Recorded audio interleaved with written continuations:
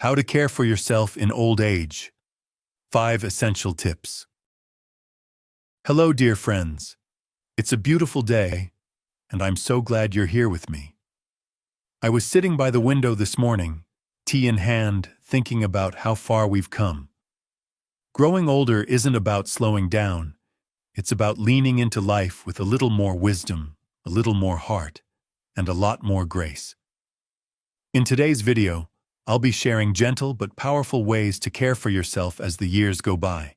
Simple habits, small joys, and little shifts that can make a big difference in how you feel every day. These are things I've picked up over time, and I think they might just bring a little light into your world too. So grab a cozy drink, settle in, and stay with me until the end. There's something special waiting for you. If this speaks to you, please leave a comment below, give it a like, share with a friend, and don't forget to subscribe. Let's journey together. Number 1. Start your day with a gentle walk. Let's start with something beautifully simple. Taking a gentle walk. I know, it sounds almost too easy, but believe me, this one habit has changed the rhythm of my days. Years ago, I used to sit in my armchair each morning, watching the sun stretch across the floor, sipping my coffee slowly. It was peaceful, but I felt stuck. Then one day, I decided to step outside, even just around the block. I put on my softest shoes, wrapped up in my favorite scarf, and off I went. That first walk was short and slow. I remember stopping to admire a squirrel scrambling up a tree. I waved to a neighbor I hadn't seen in months. The air felt different, alive almost. It wasn't about exercise or counting steps. It was about reconnecting with the world, with myself. Now it's become a ritual. Not every day is perfect. Some days it's a shuffle more than a stroll, but I always feel better afterward. My joints loosen up, my mind clears, and sometimes I even get an idea for a new recipe, or remember an old song I haven't sung in years. So if you're watching this and wondering where to begin here. Just one step outside your door, even if it's just to the mailbox and back. It's not about distance, it's about intention. And if walking's a bit too much today, even sitting by the window with the fresh air coming in can do wonders. Listen to the birds, feel the breeze. Let the day greet you gently. Number 2. Nourish yourself with love. After that morning walk, or even if you've just stretched by the window, it's time to think about what we're feeding our bodies. Now, I'll be honest with you.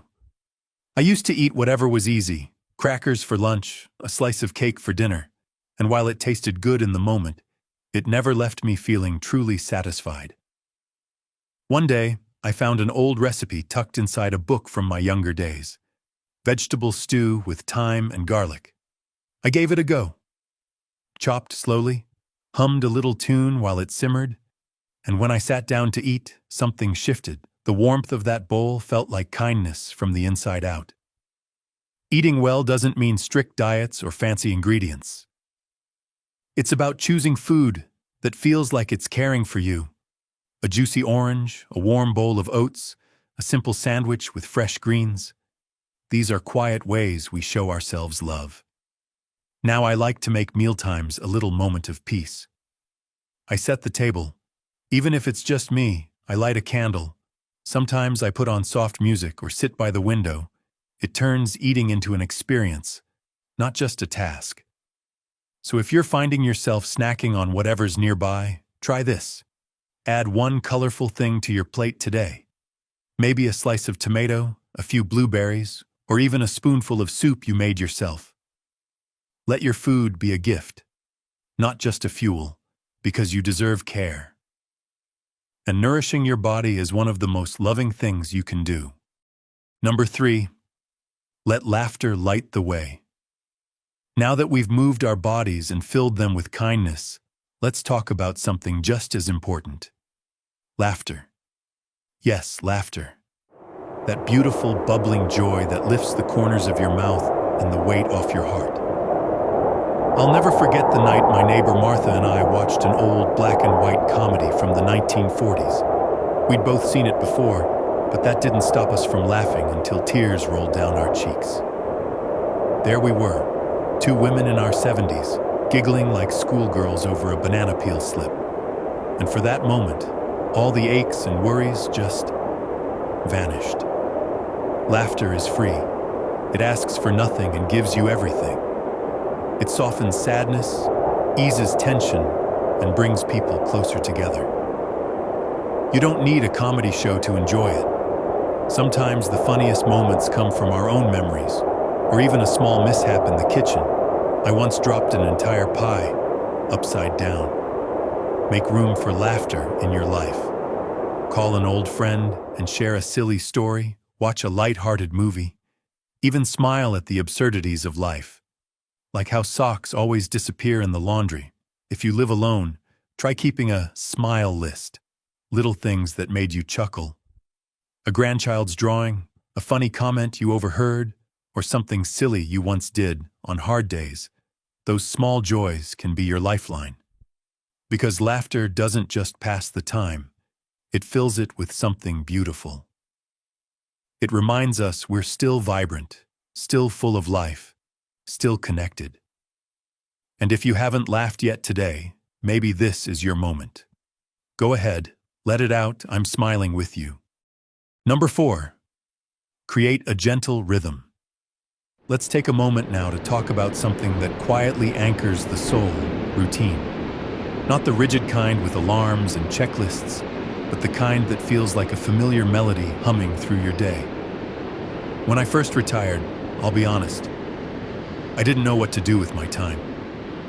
The hours stretched out like an empty page, and I felt a little lost.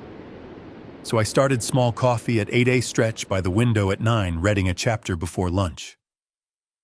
And just like that, my days found their shape again. It's not about productivity, it's about presence. Having a rhythm to your day brings comfort and a sense of purpose. It reminds you that each moment matters, even the quiet ones. Maybe your rhythm includes watering the plants, feeding the birds, or listening to music after breakfast. One friend of mine has a tea time talk with her sister every afternoon at 3. Another reads poetry before bed, just a few lines. These aren't chores, they're gentle rituals. They give your day texture, a beginning and an end, a flow. And the beautiful part, it's yours to shape, no one else's. You can change it with the seasons, add something new, or drop what no longer brings joy. So if the days have been feeling a bit blurry lately, try adding just one small rhythm to your day. Something that makes you feel grounded and gently seen. Because life, even in its quietest moments, deserves to be lived with intention. Number 5. The power of a simple conversation. Let's pause and talk about something that feeds the heart. Connection. In a world that sometimes feels a little too quiet, a simple conversation can be a lifeline. There was a time I convinced myself I didn't want to bother anyone. I'd tell myself, everyone's busy, I'm fine. But fine isn't the same as full. Then, one rainy afternoon, my niece called out of the blue. We chatted about nothing in particular. Her dog's antics, the weather, a new recipe she tried. And by the end of that hour, I felt lighter. We're not meant to hold everything inside, sharing a thought, a laugh, or even a moment of silence with someone else. We need that. You don't need a deep heart-to-heart every time. Even a chat with the mail carrier, a neighbor waving across the yard, or a kind word at the grocery store can warm your spirit. And if reaching out feels hard, start small. Write a note, send a photo, or leave a voicemail just saying, I was thinking of you. Chances are they needed to hear it too. One of the most healing things we can do is simply be there for each other. Not to fix anything, just to share the space. And if you're watching this thinking, I don't have anyone, please know this. You're not alone here. This space, this channel, this community, it's yours too. Feel free to share in the comments below. Tell us something about your day, or just say hello. Because your voice matters, and someone out there is always glad to hear it. If something in this video spoke to your heart, I'd love to hear about it in the comments. Which of these gentle habits will you try first? Or maybe you have your own wisdom to share. We'd all love to learn from you. Please give this video a like if it brought you even a little light. Share it with someone who might need a kind reminder. And if you haven't yet, don't forget to subscribe. There's always more goodness to come, and I'd be honored to have you along for the journey. Until next time, take care of yourself, keep shining, and remember, every day is a new chance to love the life you're living.